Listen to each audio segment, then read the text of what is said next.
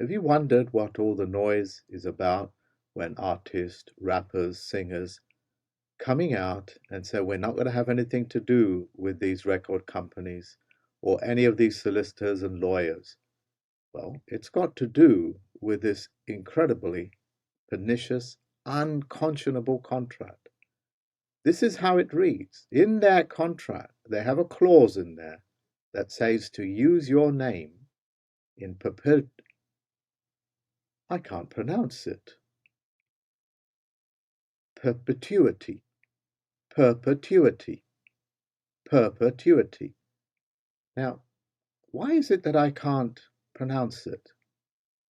It's not part of my vocabulary, and it is not part of your vocabulary, because these are, when they're in contract, considered to be vulgar, disgusting. In fact, they carry death penalties. To use a man or a woman's name as a slave in all perpetuity, still can't pronounce it because our subconscious mind, our spirits, will not allow us to do it. They are the mental blocks that we have. We call it conscience. And they want to use that throughout all time as security attached to your mind, body, and spirit. This is what truly perpetuity actually means. Perpetuity. I still keep mispronouncing it. We all have blocks that stop cannibalizing, blocks that stop us from lying and cheating. That's why these contracts are called unconscionable. You get it? Let's get the definition of what it means in dictionary. Perpetuity, perpetuity, perpetuity, the state or quality of lasting forever. A bond or other security with no fixed maturity. In other words, there is no close date on it. It can last 1,000 years if they want it to. And such clauses are also found in your mortgage documents. In law, a restriction making an interest in land inalienable perpetually or for a period beyond certain limits fixed by law. Who makes law? Men and women. You understand? Somebody else is doing some very bad things to you. So if you think that artists like, say, Prince, or formerly known as Prince, are making so much noise, it's because they're being put into unconscionable contracts. Let's find out what the definition of unconscionable contracts is. Consequently, an unconscionable contract or clause has been defined as one that no man in his senses and not under delusion would make on one hand, and as no honest and fair man would accept on the other.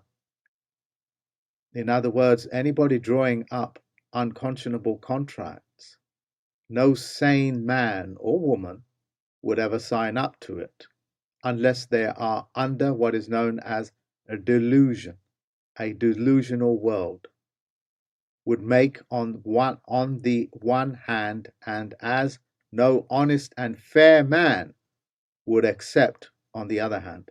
In other words, the people that draw up these contracts are not men and women. They themselves are delusional to think that they can get away with it. No two parties could ever come together to create unconscionable contracts, because that's not a contract. Just as me taking out a contract and taking somebody's life by a hitman, it cannot be upheld in court to say, well, that's a contract. They are unconscionable contracts. contracts that involve enslaving man, woman, carry a death penalty. If you are wondering to yourself, how is it that these music companies, these television programs, filmmakers are able to exert that level of control and blockage of information moving from one point to another? Well, let me give you a little bit of a heads up here. You see, during the apartheid time, there was a singer. He was a dark-skinned Mexican, and one of his albums was called Sugar Man, and he was really famous, more famous than most of the artists in the Americas. Even though the whole of the West was protesting at apartheid, this man in the 60s, I think 60s, 70s, 80s, and even up to the 90s was the number-selling artist. Not a single man or woman, or European, or American, or Canadian ever heard of Radicus. First copy of Coldplay came to South Africa, but to us, it was one of the most famous records of all time. He was the soundtrack to our lives. Bigger than Elvis. Much bigger than writing facts. Any rebel. You understand? This is how much control they have. He sold, I think it might be an exaggeration to say, 100 million copies in Africa. 100 million. Even perhaps more, because it was year on year.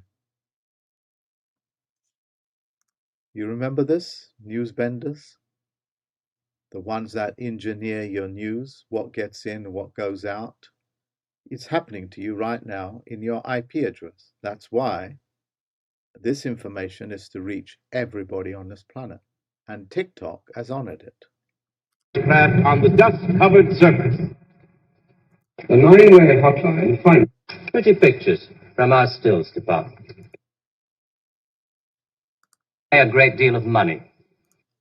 You see, these methods, in today's terms, are called fake news. You hear that from Donald Trump. Sometimes you will hear words like bona fide. See this here? Bona fide. Bona fide means to do something in good faith. That's what it means, in good faith. If contracts are not made in good faith, they're not contracts. You see, my intention is to completely and utterly destroy the mortgage industry, where most of this perpetuity contracts and clauses are. A mortgage is called a death pledge. They must be delusional to think that they can get away with it, to turn men and women to become dead and then sell them death pledges, because the only way you can get a death pledge or a mortgage is for you to be dead. And in their words, delusional. It is they that are delusional. That has become obvious. I hope you folks understand what I am saying, what I'm doing. This type of knowledge, which is not found anywhere else, is beginning to colonize this world thanks to TikTok. YouTube did its best to filter me out by restricting, and also, I would like to say manipulating, but they were just making it up, making me believe I only had 112,000 subscribers. In fact, I had millions. All they do is make it up. That's why these media companies have lost all reputation, like the BBC, like so many of the newspapers. They are quite literally known as shit papers. Thank you.